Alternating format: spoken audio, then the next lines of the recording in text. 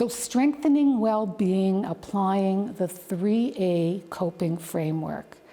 This is the 3A coping framework I developed many years ago. It was originally devised as a means to address the grief that family caregivers of dementia were experiencing or are experiencing, because the grief, I was a community outreach social worker in dementia care for many years, and I observed that having that expertise in grief, that these caregivers are grieving and it is impacting their ability to provide care and their own well-being. But the grief was getting buried under the demands of care. And often caregivers, being people pleasers often, they were more concerned about the care recipient, the person they're caring for, than themselves. So the self-care was something that was an issue. And by developing this model, I wrote an article where the model was developed, and it was published, and it's in an academic journal, and I presented it widely at many conferences, and it was very well received. And since that time, I have actually broadened the application of the 3A coping framework for not only caregivers of people with dementia, but caregivers of people with other illnesses, such as schizophrenia, such as MS and Parkinson's. And it's also been broadened out to people that are experiencing all kinds of loss, whether it be divorce, job loss, loss of a pet, or other life-altering situations. The components are acknowledge, assess, assist. Acknowledge the adversity and the loss. Face the reality. We often live in denial. We live in a culture that encourages denial. You can see that just by the amount of time off you get after a death. And people expect you to move on much quicker than you often are ready to move on. So you almost are encouraged to repress or to deny. But in working with yourself, you can be empowered and self-monitor with self-awareness to acknowledge and face the loss, face the reality of what's happening, and then assess the impact. How is the loss impacting? And then assist with strategies.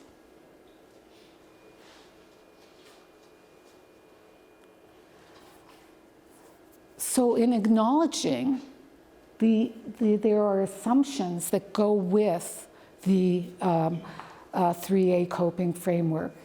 Where there is adversity, there is situational loss. And situational loss, as defined in the Mosby's Medical Dictionary, is the loss of a person, thing, or quality resulting from alteration of a life situation, including changes related to illness, body image, environment, and death. So it's quite a broad definition. When we think of loss, we often think of loss of a person, but we can lose a thing, we can lose a home. If due to financial reasons you have to move out of a home that you've been in for over 40 years, or due to mobility issues that you can't do the stairs anymore, it can be very difficult because can be an emotional attachment to a thing, to a home, for instance. And then the quality of life that can change from like a loss of the way your lifestyle can change after illness.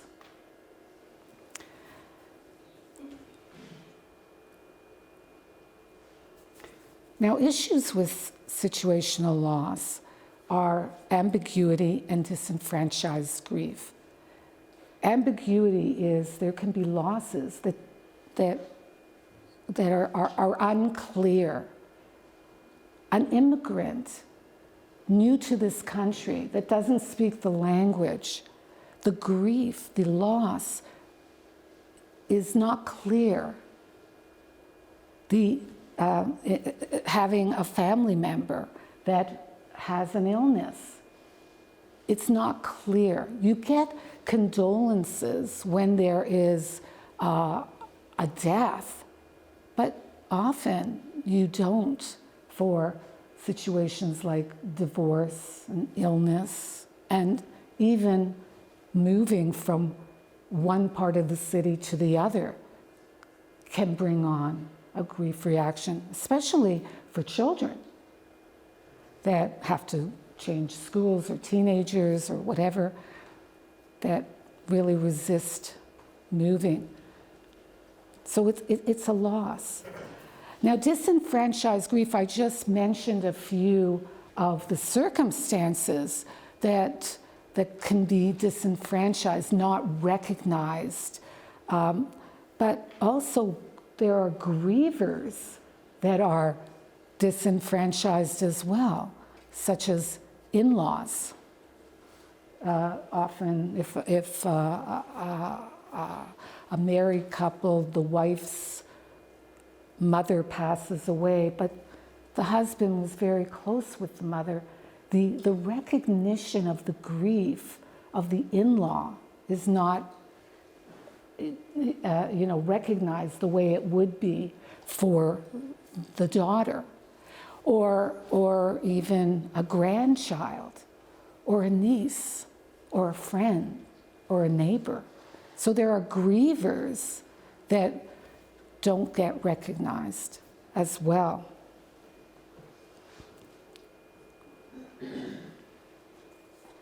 Now assess the impact. And here is an emotional whirlwind, which is often what people experience. They get overwhelmed with the emotions of what they are experiencing. And it's important to know what you are specifically feeling and what you are specifically predominantly feeling, because you may be feeling fear, you may be feeling indecisiveness, you may be feeling hopeless, but predominantly you may be angry, and a common emotion is guilt. And addressing the specific emotions can be very helpful. So it's important also to know the intensity of the emotion. Are you in rage or are you angry? Are you scared, fearful? Are you absolutely petrified?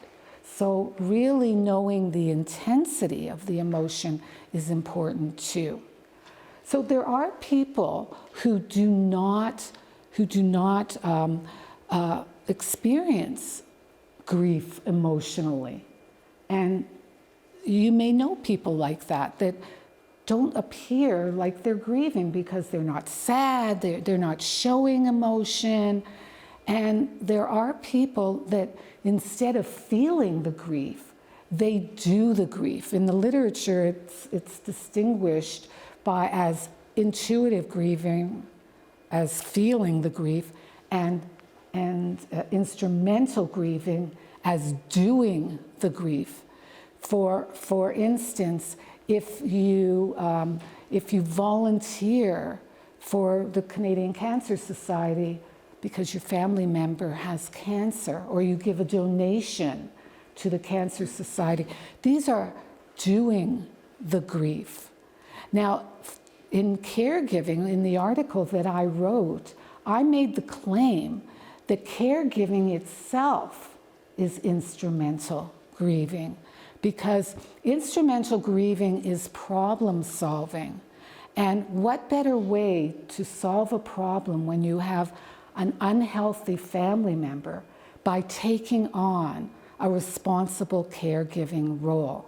So caregiving is a means of instrumental grieving. It's doing the grief as opposed to feeling the grief. I put together a situational loss process that how it works in bringing you down to how you cope. So you have the initial loss, and then you have related and unrelated losses. And there can be many different types of losses that you experience. Now, the initial loss, let's say if you have a family member who has dementia, for instance, and or let's say the initial loss could be a job loss, where you get laid off from a job. And the subsequent loss from that could be, the loss of your colleagues and the loss of self-esteem. Now, loss of self-esteem is another kind of loss. It's an abstract loss. You can't really, you can't really touch self-esteem, but it is a loss nonetheless. And you're grieving that loss of how you feel about yourself, your self-efficacy. And then you could be experiencing multiple losses, having an ill family member, as well as losing your job. So there can be multiple losses that you're dealing with. And then often what could happen is when you are feeling the grief, past losses, especially those that have not been resolved, will surface again, and could be losses from years ago. I was facilitating a workshop for people on the 3A coping framework and applying the 3A coping framework. And one of the participants, his wife had dementia, and she was living in a long-term care facility. During the workshops, he was continuously bringing up his mother. And this gentleman was 70 years old. So, of course, his mother could conceivably still be alive, but his mother had passed on. And he did say, I never really grieved my mother. And so here's, it comes up that the past losses that have not been resolved. So this really does make sense. So you get all these losses, and then you have a reaction. And you notice that I did not write grief reaction, because if you saw the emotional whirlwind, the emotional whirlwind could be depression. It could be treated as depression. It could be treated as stress, as well as grief. In this model, it's brought back to a context of loss that makes sense for it to be labeled as grief. Depression, stress, and grief are labels. When a client comes into me and tells me they're depressed, or they tell me they're grieving, it's not really giving me very much information. It's giving me a label, but I really want to know the specifics. Just like we go into the emotional whirlwind. What are you feeling? How is it impacting you? And that's how I find out what needs to be addressed. And so that's why in the situational loss process, it's just written as reaction. I just want the specifics. Are you sleeping a lot? Are you eating a lot? What needs to change? What needs to change? And then based on the reaction, the intensity of the reaction is going to affect how you cope. And so you need to acknowledge, you're assisting by acknowledging and assessing the losses and the impact of the losses to cope. So the benefits of facing and processing the losses: peace, resolution, comfort, truth, and strengthened resiliency. That makes it worthwhile to proceed into the journey of facing the loss instead of burying it, repressing it, and risking it even resurfacing, because it doesn't go away. It doesn't go away.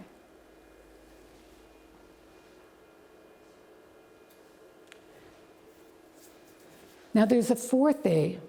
There's acknowledge, there's assess, there's assist. But the fourth A is to allow. To allow yourself to share, to be honest with yourself. Because it does take allowing for this to happen. I recently was watching a documentary of Holocaust survivors, and these were the younger Holocaust survivors that were speaking up on their experience, since the older ones have passed away, and so we get the documenting from the younger ones. And after the Holocaust, which was the liberation, just was celebrated, 1945 liberation of Auschwitz, the work camp, the death camps in the Holocaust. And one gentleman told his story, but it took him years for the story to come out. Many of the young children fled into the woods and hid from the Nazis at that time. And this person who was telling the story, who was now in his 80s, said that he befriended, he did hide, and for the longest time he was very lonely because he was by himself to survive. A young kid, he might have been, I think, 8 years old, and he did befriend another child that was younger than him, that was also fled and was hiding in the woods. And the younger one passed away. And for all these years after surviving, he passed away while he was in the woods with this older child, the one that's documenting the story. And while he all the years, at the beginning he was silent. He kept the feelings of guilt that it was his fault that the younger child passed away to himself. Can you imagine how much was repressed at that time, that he couldn't speak? After the Holocaust, there were many who did speak out, many who were determined to share the stories and make sure this never happens again. 6 million Jews died in the Holocaust. So, really, it's a matter of, for you to think about allowing your story to come out right away, as opposed to burying your story. The story with the Holocaust survivor is that in his 80s, he made contact with relatives of the younger child and went to Israel where they were living, and he met them. And there was a great relief, and he told them about the guilt, and they forgave him. They didn't even They didn't even have to forgive him, but it was a wonderful relief for him. But all those years holding on to a story like that, and there were many Holocaust survivors that did that. And I know because I lived with, my mother was like that, very silent. To this day, I don't know what camp she was in, don't know. She just would not disclose. So, disclose, share, be true to yourself. And there is relief in releasing. So you can assist with strategies, adapt to a new normal, normalize. It's normal to experience this, what you are experiencing, even the feelings of lack of motivation, sadness. Validate it. It's normal. You're not sick and you're not crazy. We do live in a society that does not allow us to feel, or at least if we do, it can only be for a limited amount of time. Rituals and traditions. One of my clients of the family, there was early onset. The husband had early onset. It was a married couple that lived together. They had lived in the same home for over 40 years, and they had to move because of financial reasons, because he had lost his job. So they decided as a ritual to move them, help them move forward. They had a family dinner where they invited their children and their grandchildren, and they could sit around and talk about life in this home and memories of the home, because their children grew up there, they had grandchildren born and coming over there. So rituals and traditions are very helpful. And to remember that traditions are not hard, fast rules. They can be changed due to the circumstances. Instead of my father actually had dementia. I don't think I even mentioned it up to now, but my father had dementia, and he ended up living in a home for 3 years. And he always came to my place for holidays, but because he couldn't come over, we went to him, and the tradition changed. And you do change traditions. Journaling, writing. You may want to write every day. If you enjoy writing, it could be helpful in helping you process the loss and grief you're experiencing. If you write poetry or if you do art, it can be helpful as well. And then see for yourself. See for yourself is an acronym actually for sleep and rest, enjoy. Enjoyment is something that you may not think of, but enjoyment counters grief. Exercise and eating well. See for yourself a way for you to self-monitor with self-awareness so you can get empowered. So I mentioned enjoyment, and one of the 12 practice exercises that is in my book, Keeping It Together, How to Cope as a Family Caregiver Without Losing Your Sanity, is enjoyable activities. As family caregivers, it is not unusual to lose touch with yourself, because your involvement is in pleasing the recipient.